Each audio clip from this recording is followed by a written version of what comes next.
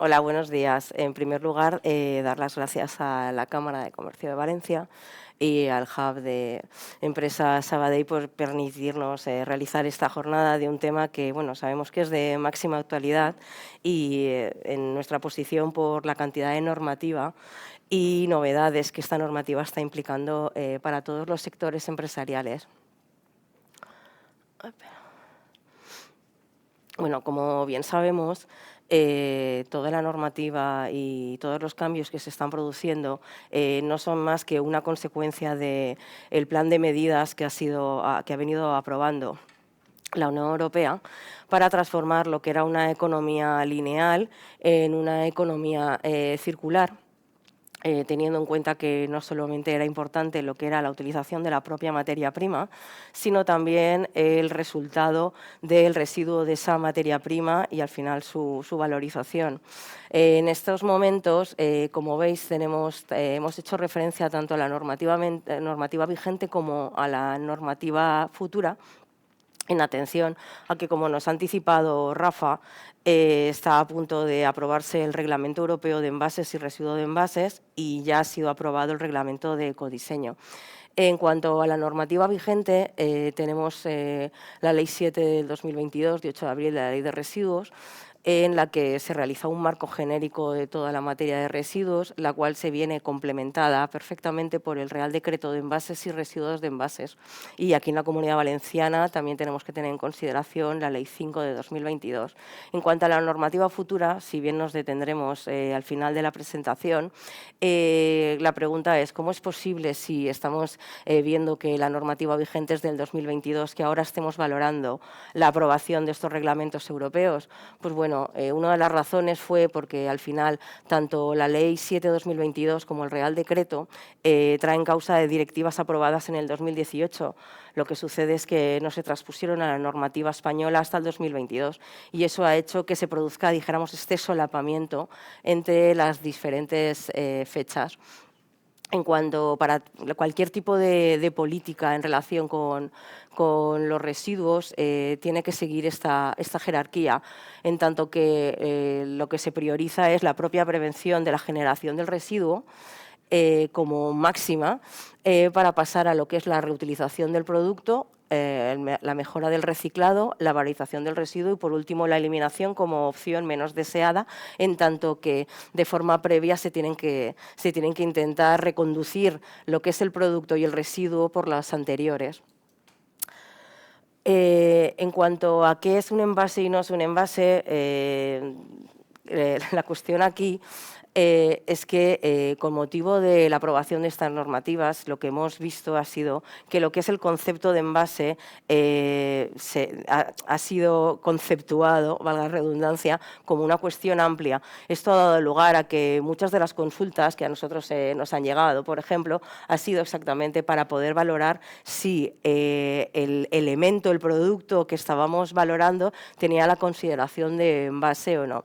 En cuanto a las diferentes tipologías de envase, tenemos la de función de su destino, que es, dijéramos, como la más común, que es la del envase doméstico al consumo de los particulares, el comercial, tanto al por mayor o al por menor de toda actividad comercial, y el envase industrial. En cuanto a la función de su diseño, como estábamos viendo antes, tenemos el envase de servicio, de aquellos envases que son rellenados en el punto de venta, el compuesto, aquel está compuesto por diferentes capas de material, siempre que no podamos separarlas manualmente, y el reutilizable, que es aquel que puede cumplir múltiples ciclos de vida. En cuanto a su uso, tenemos el envase primario de venta, el secundario o el colectivo, que es la agrupación de las unidades de venta, o el terciario de transporte. Y como ejemplo de lo que os estaba comentando antes, todas estas cuestiones se valoraron exactamente para ver qué era un envase y qué no era un envase.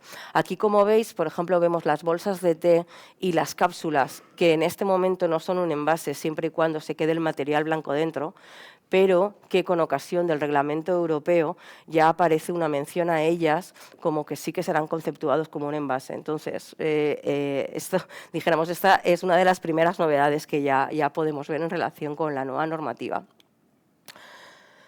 En cuanto a cómo podemos conseguir la implantación de estas políticas de economía circular, pues bueno, todos los objetivos tienen que venir acompañados por unas medidas. Las medidas se concretan en estos 3 bloques, que son el bloque de la prevención, el de la reutilización y la reciclabilidad, y el aumento de la calidad del propio material reciclado. En cuanto a los objetivos de la prevención, al final, ¿qué se persigue? Que exista un menor número de residuos, una menor producción de los residuos. ¿Cómo se consiguen? A través de, si hablamos de las medidas dirigidas hacia la Administración, pues el fomento de consumo de agua potable, por ejemplo, la utilización o la obligación de utilizar envases reutilizables en aquellos eventos culturales deportivos con apoyo público, la evitación de cualquier tipo de envase superfluo y disculpad, en la Comunidad Valenciana, en la normativa, se han establecido unas medidas específicas en relación con este tipo de films. En cuanto a aquellas dirigidas al comercio minorista, al final lo que se ha optado es por la evitación de todo ese envase superfluo y se ha materializado a través del fomento en la venta a granel de frutas y verduras de lotes de menos de 1,5 kilos, y ya desde enero del 2023, en aquellas superficies igual o menor a 400 metros, se debe destinar una superficie a la venta a granel, y en aquellas que son mayores a 300 metros sí que debe existir la obligación de informar a los consumidores. En cuanto a los objetivos y medidas para la reutilización, al final lo que prevé la norma es un aumento en los porcentajes de reutilización de todos los tipos de envases con independencia del canal al que pertenezcan. Tenemos el canal Horeca, el canal doméstico, porque al final lo que se persigue es que todos los envases reutilizables sean reciclables al final de su vida útil y que estos porcentajes vayan aumentando en los próximos años. Como las principales son las dirigidas a los comercios minoristas, es la aceptación de los recipientes reutilizables, que tú vengas con un recipiente, dijéramos que traes de tu casa y que pueda ser llenado en estas superficies. Y después, en un futuro, la primera fecha estaríamos hablando del 2025, que en los comercios existen un número de referencias de bebidas en envases reutilizables en función del tamaño de tu comercio. En cuanto a los objetivos y medidas para aumentar la reciclabilidad, tenemos lo mismo. ¿Qué busca? Un aumento de los objetivos de reciclado. ¿Cómo se van a conseguir? Entre todas las medidas de promoción para la obtención de un reciclado, tenemos que distinguir lo que son las botellas PET de la de otros materiales. En este caso, se prevén en la normativa una serie de objetivos que la mayor parte de ellos son aspiracionales. Pero existe uno que es obligacional, que es aquel que corresponde a los envases de bebidas PET de un solo uso de menos de 3 litros. En este caso, por mandato comunitario, sí será obligatorio que en su composición se incluya un 25% de plástico reciclado, en tanto que para el resto de los envases continúa siendo aspiracional. Claro, una vez que tenemos claros cuáles son las objetivas y cuáles son las medidas que están equiparadas a cada uno de estos objetivos, y cómo se va a conseguir esto, cómo se va a implantar, cómo se va a trasladar todas estas medidas a lo que es la producción, la economía, el sistema empresarial. Entonces tenemos, bueno, el principio antiguo ya, que es quien contamina paga, y que al final lo que hace es trasladar la responsabilidad ampliada al productor, la responsabilidad de la adecuada gestión de los productos que se introducen en el mercado a aquel que consideramos el productor del producto. Entonces, tenemos diferentes tipologías de lo que es el productor del producto. Aquí hemos querido hacer un desglose de aquellas causísticas que son como las más habituales. ¿Qué tenemos? Pues aquellos a las que se les encarga el envasado, a los propios envasadores, a los comercios que utilizan los envases de servicio, a las mensajerías, las plataformas de comercio electrónico, los importadores adquirentes comunitarios y los titulares de la marca de distribución, aquellos que utilizan también procedimientos de maquila.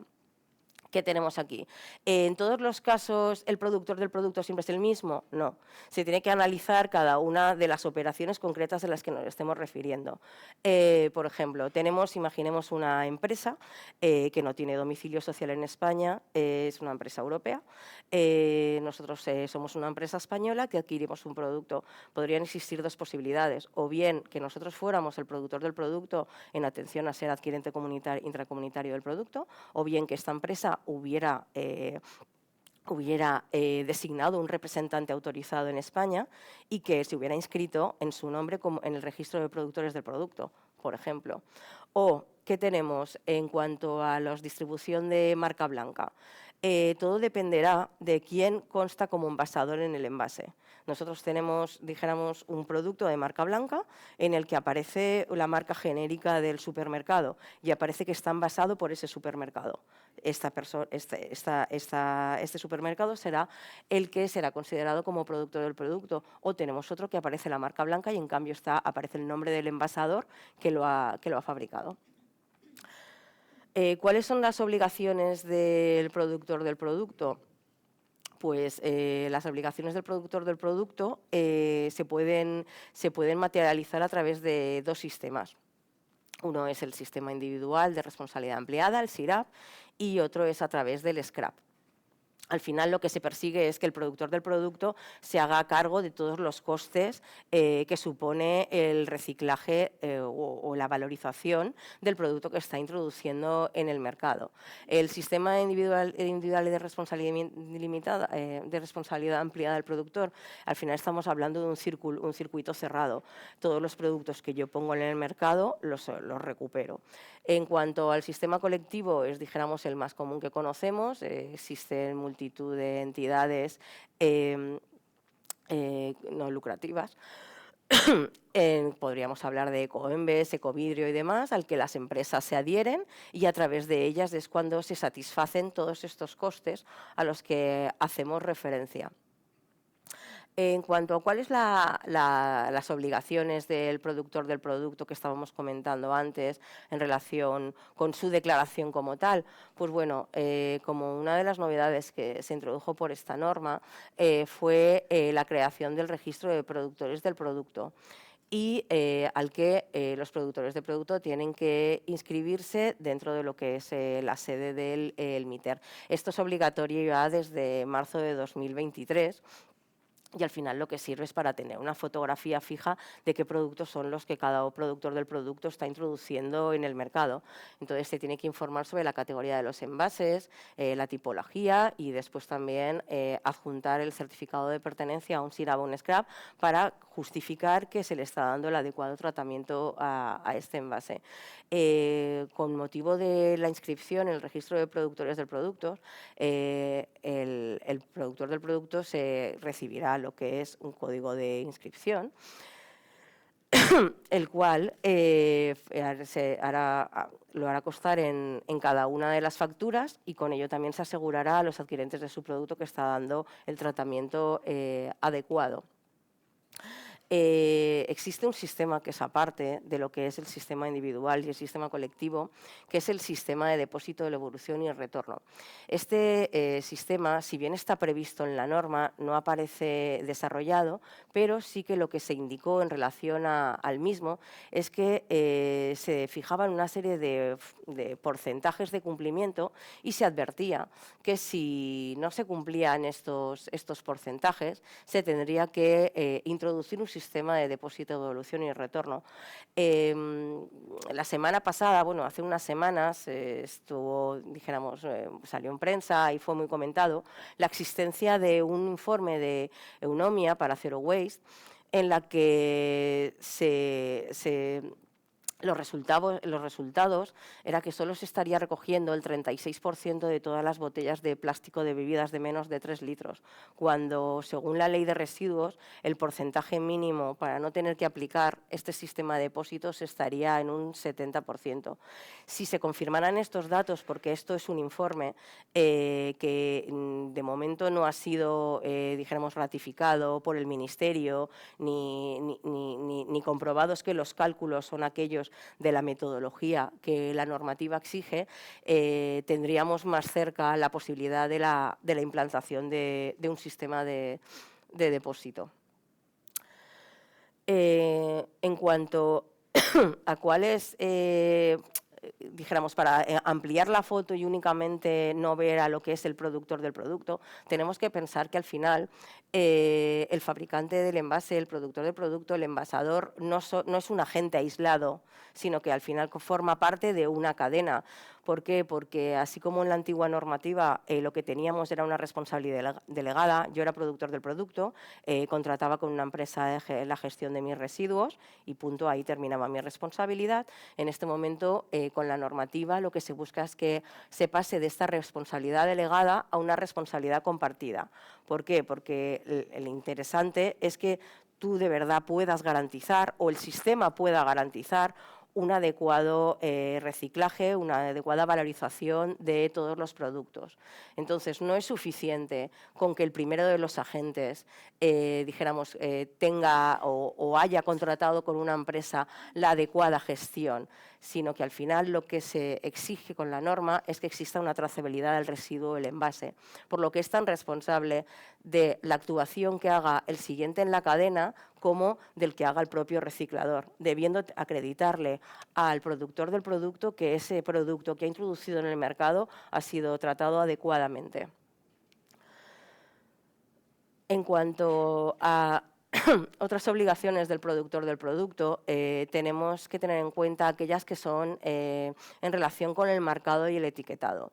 Aquí lo hemos dividido en 3 grupos para que tengáis en cuenta que unas son obligatorias, las otras son voluntarias y después tenemos el marcado prohibido.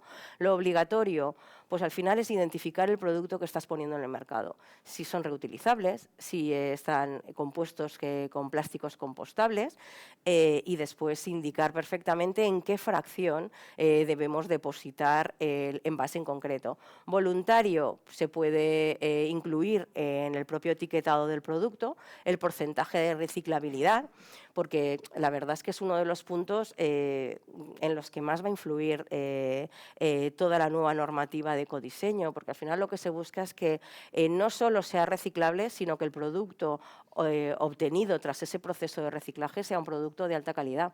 Y el marcado del material reciclado que contiene cada uno de los envases. Y en cuanto al marcado prohibido, al final lo que se pretende es evitar cualquier tipo de confusión en el consumidor dijéramos, de cuánto respetuoso puede ser un producto con el medio ambiente. Lo que se persigue es que nadie pueda tener la idea de abandonar un envase dijéramos, en el medio ambiente pensando que al ser respetuoso, pues el propio medio ambiente lo va a absorber, ¿no? Por decirlo de alguna manera. Otra de las principales novedades, si bien no nos vamos a detener porque va a ser tratado a lo largo también de esta jornada, es que la inclusión de los envases comerciales e industriales en todo el sistema de responsabilidad ampliada al productor, que como vemos hay una serie de fechas para su adoptación y con motivo de ello, pues en los últimos tiempos se han ido creando nuevos scraps en que se encargarán de la gestión de este tipo de residuos. Aquí os habíamos puesto un calendario de implementación en la que al final lo que tenemos es desde la entrada en vigor del Real Decreto de Envases y Residuo de Envases hasta la actualidad, intentando fijar las fechas que fueron más importantes de cada una de las obligaciones, simplemente pues para tener una idea de cuál han sido todas ellas.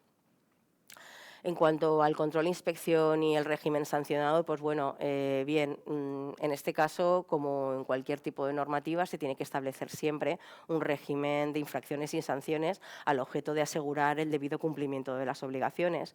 En este caso tenemos que el régimen sancionador nos tenemos que remitir a la Ley de Residuos y Suelos Contaminados. Allí es donde se describe la tipología, se tipifica la conducta infractora y según el tipo de conducta infractora que se haya realizado, pues se establece una sanción que puede ser económica o no económica, en relación a si se precisa que la sanción tenga algún resultado complementario, como por ejemplo podría ser el decomiso de una mercancía o el cierre de una instalación.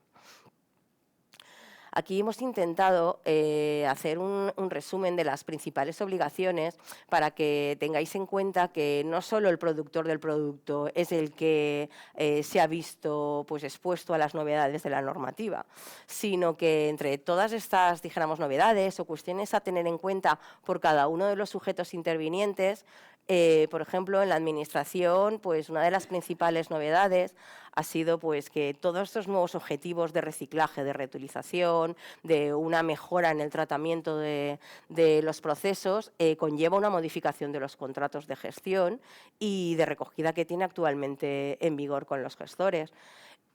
Por parte de los diseñadores, al final, si nosotros queremos reducir o eliminar los envases innecesarios o el embalaje innecesario, esto también depende de los criterios de diseño del propio producto. Al final es de allí donde se conceptúa, donde nace el producto, en el que no únicamente tiene que tener características estéticas, que es lo que vemos el consumidor, sino que además debe dar seguridad a lo que es el propio producto, que al final es la importancia que tiene. En cuanto a los productores, lo que estábamos comentando, la responsabilidad solidaria y las nuevas obligaciones de los envases industriales y comerciales. Los comercializadores, pues al final, junto con las obligaciones que tienen el resto de agentes intervinientes, lo más importante es que han tenido que dedicar una parte de su superficie de venta a toda la venta de productos a granel, y en cuanto a los gestores, pues que al final son ellos los que tienen que implementar todo el tipo de tratamientos para poder conseguir estas mejoras de reciclado y demás. Además, es que desde el punto de vista de los gestores, la verdad es que se están realizando lo que son pues, procesos, investigaciones y demás que están trabajando para que al final sí que se mejore en este reciclado, y están habiendo pues, avances muy importantes. Ya para terminar, comentaros un poco las principales novedades de lo que nosotros estamos viendo, tanto del Reglamento Europeo de Envases, de Residuos de Envases, como del reglamento que conocemos comúnmente de ecodiseño. En este caso tenemos que fue aprobado por el Parlamento Europeo el pasado 24 de abril y está todavía pendiente de aprobación por el Consejo Europeo. ¿Cuándo se prevé que se apruebe por el Consejo Europeo? Pues hemos puesto el segundo semestre porque ni ellos lo tienen claro, porque se lo hemos preguntado expresamente y tampoco nos pueden confirmar una fecha. Lo que sí que está claro es que en el momento que lo apruebe el Consejo, después se tiene que publicar en el DOE, y una vez que se publica en el DOE, a los 20 días entraría en vigor. Ojo, la diferencia de este reglamento con la directiva es que el reglamento no necesita transposición, es decir, es de aplicación directa a la normativa. Pero no entremos en pánico, no pasa nada. ¿Por qué? Porque se han establecido plazos para la adaptación. Es decir, no va a suceder que se publique en el DOE y a los 20 días todo el mundo tengamos que estar preparados con los nuevos objetivos, para nada. Las primeras obligaciones empiezan a partir de los 18 meses y después también tendremos que ir exactamente modulando cuándo algunos de los objetivos continúan siendo aspiracionales y cuándo son obligacionales. ¿A qué afecta? Pues a todos los envases. ¿Cuál ha sido el objetivo y por qué se ha tramitado por un reglamento? Pues para armonizar la normativa de envases, porque ha sucedido, lo que ha sucedido en España ha sucedido en otros países, que en el momento de transponer la directiva no se ha transpuesto literalmente, sino que cada país ha añadido unas cuestiones. Y al final tenemos que, por ejemplo, en la normativa española, una de las grandes discusiones era que se establecían una serie de requisitos reforzados en relación, o si lo comparábamos con otra normativa europea, que al final lo único que provoca es que se puedan producir prácticas o problemas de competitividad entre lo que eran los productores españoles con productores europeos en relación a un mismo producto. Entonces han dicho, se acabó, vamos a armonizar la normativa. Los sujetos a los mismos exactamente que les aplica ahora el reglamento. En cuanto a las principales medidas, bueno, pues impulsa el impulso del ecodiseño. Y este ecodiseño, ¿cómo viene reforzado? Pues con el Reglamento Europeo de Ecodiseño. El aumento de la reciclabilidad, el aumento de usos de plástico reciclado, utilización de materiales compostables, la reutilización, ya directamente establece con directrices más concretas lo que sería el establecimiento de un sistema de depósito de devolución y retorno. Después pasamos a tener un etiquetado que es armonizado para todos los países, en el que cada uno de los envases tendrá su propio código QR y además también contará con un pasaporte digital del producto. Al final lo que se persigue es informar al consumidor exactamente de qué producto es el que tiene entre manos y cómo tratarlo. Se aumentan lo que son las fracciones de recogida separada, y también se produce un incremento en la lista de los productos considerados como envases. A este es lo que estábamos comentando antes, que hasta ahora no se consideraba envase la bolsita de té siempre que se quedara el té dentro, o las cápsulas de café siempre que se quedara el café dentro. En este caso ya aparecen las bolsitas de té, café u otra bebida o otras unidades de monodosis de estos sistemas y los consideran envase.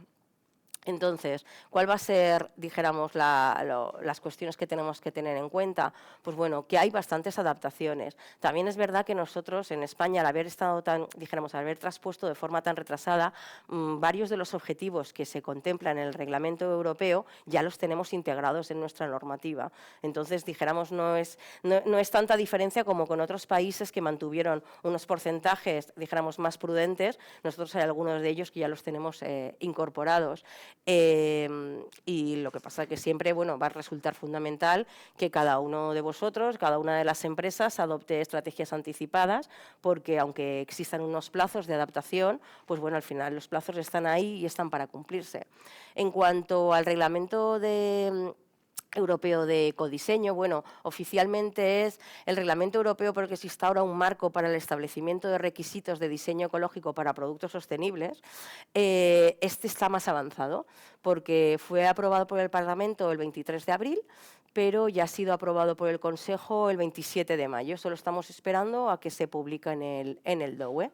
Es aplicable a todos los productos físicos que se introduzcan en el mercado, salvo a los alimentos, los piensos, los medicamentos para uso humano, veterinarios, plantas, animales y microorganismos vivos, los productos de origen humano, los productos de origen vegetal y animal directamente relacionados con su futura reproducción, tractores, remolques y vehículos a motor con menos de 4 ruedas. ¿Cuándo será obligado? También a los 20, entrará en vigor a los 20 días de su publicación en el DOE, pero su aplicación no se produce a los 20 días. ¿Por qué? Porque para su aplicación resultará necesario que se dicten una serie de actos delegados. Es decir, que en este reglamento lo que se ha hecho ha sido, se contemplan una serie de obligaciones, se establecen una serie de objetivos, el requisitos del diseño, el pasaporte digital del producto con un mayor nivel de detalle y dijéramos, la prohibición de la destrucción de los estocajes, pero gran parte de las obligaciones no se concretan en el propio reglamento europeo, sino que lo que se indica es que se necesitarán que se dicten una serie de actos delegados. En estos actos delegados será una especie como de instructa en la que nos permitan saber exactamente cómo aplicar o cuáles van a ser las condiciones para que nosotros podamos cumplir con esta obligación. En este caso, tenemos que todos estos son los requisitos que se establece, ¿vale? La reducción de la presencia de sustancias contaminantes en los productos, facilitar la reciclabilidad, presentar un mínimo de contenido de reciclado, pues un aumento de uso de compostables, la reducción al mínimo de envases y la utilización de los productos. ¿Pero cómo se conseguirían estas medidas? Pues todos esos nos lo van a explicar o nos lo van a trasladar con los actos delegados. Y para eso tenemos un plazo mínimo de 12 meses desde la entrada en vigor del reglamento europeo. Entonces, en este caso, ¿qué tenemos que tener en cuenta? Pues que si bien el reglamento de ecodiseño todavía le falta, dijéramos, un mayor detalle, una mayor determinación que conseguiremos con los actos delegados. Es una lástima porque en realidad ya podrían haber dado ese detalle, porque ya hace mucho tiempo que, sobre todo desde los departamentos de diseño de las empresas, están esperando que se concrete de verdad qué es lo cuáles van a ser las reglas que tienen que seguir para intentar acoplar sus productos lo mejor que puedan. Y entonces, bueno, tendremos que todavía quedar como supeditados a que esto suceda. Por otro lado, perdón.